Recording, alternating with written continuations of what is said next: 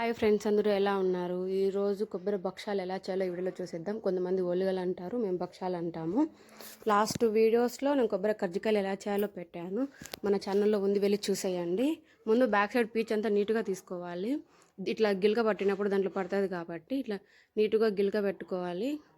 నాతో కొబ్బరి కంటే ముదిరిన కొబ్బరి బాగుంటుంది. ఎదుగో మా వాడు వచ్చాడు, ఏ పని చేసినా మా వాడు కంపల్సరీ దాంట్లో ఉంటాడు.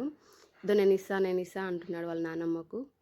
ఇలా ముదిరిన కొబ్బరి అయితే చాలా రోజులు ఉంటుంది, ఫ్రిడ్జ్లో పెట్టుకుంటే ఒక నెల అయినా ఉంటుంది. అలా గిలక పట్టిన దాన్ని ఒక కప్లోకి తీసుకోవాలి. దానికి ఎంత క్వాంటిటీ కావాలో బెల్లం కూడా తీసుకోవాలి. ఇట్లా బౌల్లోకి తీసుకున్న దాంట్లో కొబ్బరి బెల్లం మొత్తం కలుపుకుంటున్నాము, ఇట్లా రుబ్బుకుంటున్నాము. రుబ్బేది సక్రమంగా రావట్లేదని చెప్పి కొద్దిసేపు దంచిన తర్వాత మళ్ళీ రుబ్బుతున్నాము. మాకు గ్రైండర్లు ఉన్నాయి కానీ మాకు ఇలా రుబ్బడమే ఇష్టము, అత్తయ్యకు నాకు. రుబ్బేటప్పుడు ఒకరి గురించి ఒకరం మాట్లాడుకుంటూ ఉంటాము. మా చిన్నప్పుడు విషయాలు మాట్లాడుకుంటూ రుబ్బుకుంటాము. అత్తయ్య కొద్దిసేపు రుబ్బింది, నేను కొద్దిసేపు రుబ్బుతున్నాము. ఇలా రుబ్బేటప్పుడు ఎంత హ్యాపీగా ఉంటుందో, ఒకరి గురించి ఒకరు మాట్లాడుకుంటాం కాబట్టి. నేను రుబ్బుతూ ఉన్నాను, బయటకు వచ్చిందంతా అత్తయ్య లోపలికి దుబ్బుతూ ఉంది. లెఫ్ట్ హ్యాండ్తో వీడియో తీస్తూ ఉన్నాను నేను. ఇలా అర్థమైపోతుంది, రుబ్బేటప్పుడు బంకగా వచ్చి బాగా బెల్లం కొబ్బరి ఇల్లు మారేటప్పుడు కొన్ని వస్తువులు పోతాయి కదా అండి, అందులో ఇదొకటి. దాంట్లో కట్టబెట్టి రుబ్బుతాం కదా, అది మిస్ అయిపోయింది. ఇంక అందుకని వేలు పెట్టి రుబ్బుతున్నాము మేము. ఇలా ఈ కంటెస్టెంట్ వచ్చే వరకు రుబ్బుకోవాలి. ఇంకా మెదిగింది చాలే అనింది అత్తయ్య. ఇలా రుబ్బిన దాన్ని మనం ముందుగానే తీసుకున్నాం కదా బౌల్, ఇదంతా ఆ బౌల్లోకి తీసుకోవాలి. ఇలా తీసుకున్నాం కదా, మనం నెయ్యిలో వేయించడం బట్టి ఉంటుంది. బాగా వేయించామనుకోండి నెల 2 నెలలు కూడా ఉంటుంది. ఎలా వేయించాలో చూసేద్దామా. గ్యాస్ ఆన్ చేసి బాణలు పెట్టి అందులో నెయ్యి వేస్తున్నాము. ఈ నెయ్యి మా ఇంట్లో మేమే చేసుకుంటాము. ఈ నెయ్యి మేము ఎలా చేసుకుంటామో ఒక వీడియో సపరేట్గా చేసి పెడతాను, చూడండి. అత్తయ్య ముందుగా చేసి పెట్టుకున్నాం కదా పక్కన పిండి, దాంట్లో ఇలాచీ పౌడర్ వేస్తుంది.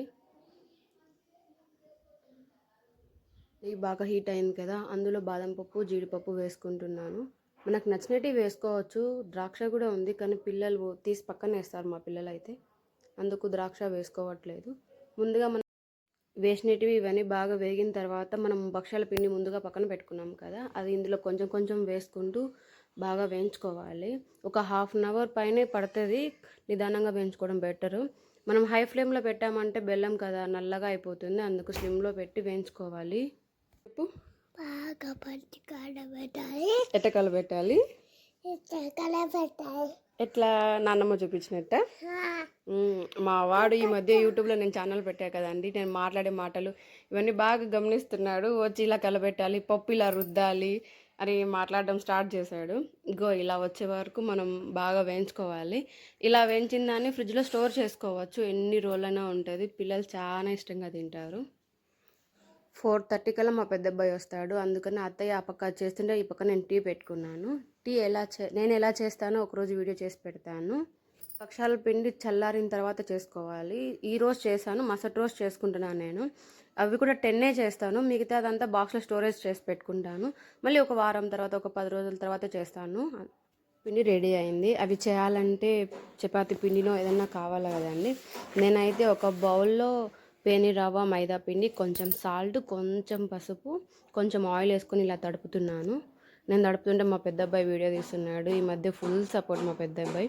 అది చేద్దామా అమ్మ వీడియో, ఇది చేద్దామా అంటున్నాడు. ఇట్లా బాగా కలుపుకోవాలి, 1 గంట బాగా నానాలి. ఎంత నానితే అంత బాగుంటుంది పిండి. ఇది వాటర్ ఎక్కువే పడతాయి పేని రవ్వ కాబట్టి ఇట్లా కలుపుకోవాలి. పేని రవ్వతోనే కాదండి, మనం చపాతీ పిండితో కూడా భక్షాలు చేసుకోవచ్చు. ముందు రోజు ఎలాగో చపాతీలు చేస్తూ ఉంటాం కదా, గోధుమ పిండి అనేది మిగులుతుంది, దాంట్లో ఈ మనం కొబ్బరి భక్షాలు చేసుకున్నాం కదా పిండి, అది పెట్టి కూడా చేసుకోవచ్చు. మనకు భక్షాల పిండి ఉంటే సరే, ఇట్లా ఆయిల్ వేసి కలిపి పెట్టుకొని 1 గంట 2 గంటలు వదిలేయాలి. ఒక బెడ్రూమ్లో కూర్చొని వీడియో ఎడిట్ చేసుకుంటాను అని నేనే ఎడిట్ చేస్తాను. అదో ఒక 10 నిమిషాలు కనపడలేదు, మా అబ్బాయికి అమ్మ నడుస్తున్నాడు. మా అత్తయ్య ఒక కవర్ తీసుకొని కట్ చేసుకుని దానికి ఆయిల్ వేసి మనం ముందుగా నానబెట్టాం కదా పేని రవ్వ, అది తీసుకొని ఇలా ఒత్తింది కొంచెం పూరిలాగా. మనం ముందుగా చేసి పెట్టుకున్నాం కదా కొబ్బరి భక్షాల పిండి, అది తీసుకొని అందులో ఆ పిండిని అంతా దాని మీద వేసి ఇలా సరౌండింగ్స్ అంతా కొంచెం క్లోజ్ చేస్తుంది అత్తయ్య. ఇలాగంతా మూసేసిన తర్వాత కొంచెం ఆయిల్ తీసుకొని పైన ఒత్తుతుంది. ఇలా నిదానంగా ఒత్తుకోవాలి. అత్తయ్య ఇటు సైడ్ ఒత్తేలేపు అటు సైడ్ గ్యాస్ ఆన్ చేసి నేను దోశ పెనం పెట్టేశాను. దోశ పెనంలోనే మేము చపాతీ, దోశ చేసుకుంటాం. సపరేట్‌గా ఏమి ఉండదు. నాన్ స్టిక్ అస్సలు వాడనీయదు. ఇలా ఒత్తిన దాన్ని అందులో వేసుకొని కాల్చుకోవాలి. అన్నీ మా దగ్గర అల్యూమినియమే. నాన్ స్టిక్ కూడా ఉన్నాయి నా దగ్గర. కానీ అస్సలు వాడొద్దు. అవి వాడడం వల్ల హెల్త్ ప్రాబ్లమ్స్ వస్తాయని చెప్పి అసలు నన్ను వాడనీయదు, అత్తయ్య వాడదు. ఇలా బాగా కాలేటప్పుడు ఆయిల్ వేసుకోవాలి. నేనైతే ఆయిల్ వేసుకుంటున్నాను. నెయ్యి కూడా వేసుకోవచ్చు. ఇలా ఒక పక్క బాగా కాలిన తర్వాత ఇంకో పక్కకు తిప్పుకోవాలి. ఈ విధంగా చూడండి ఎంత బాగా కాలిందో. పైన కాలితే సరిపోతుంది. లోపల మనం వేయించుకునిందే కదా కాబట్టి పైన ఒకటి కాలితే సరిపోతుంది. ఇలా కాలిన దాన్ని ఒక ప్లేట్లోకి తీసుకోవాలి. పక్క కాలుస్తూ ఉన్నాను. ముందు చూపించిన విధంగా అత్తయ్య అటు సైడ్ భక్షాలు చేస్తూ ఉంది. ఇలా బాగా కాలిన దాన్ని ఒక ప్లేట్లోకి తీసుకోవాలి. పెద్ద అబ్బాయికి లంచ్ క్యారీ టైం అవుతుంది. అందుకని ఒక 4-5 చేసుకొని మిగతావి మా అబ్బాయికి క్యారీ ఇచ్చి వచ్చిన తర్వాత చేసుకున్నాము. కొబ్బరి భక్షాలు మీరు ట్రై చేయండి. హెల్త్కి చాలా మంచిది. ఇవే కాదు ఏ అయినా కూడా మేము ఇంట్లో చేసినట్టే పిల్లలకి పెడతాము. నువ్వు పిండి, అత్రసాలు అని ఇలా ఇంట్లోనే చేసుకుంటాము. ఎంతో టేస్టీగా ఉంటే కొబ్బరి భక్షాలు ready. Thank you for watching. Share, comment, subscribe. Vasu small world.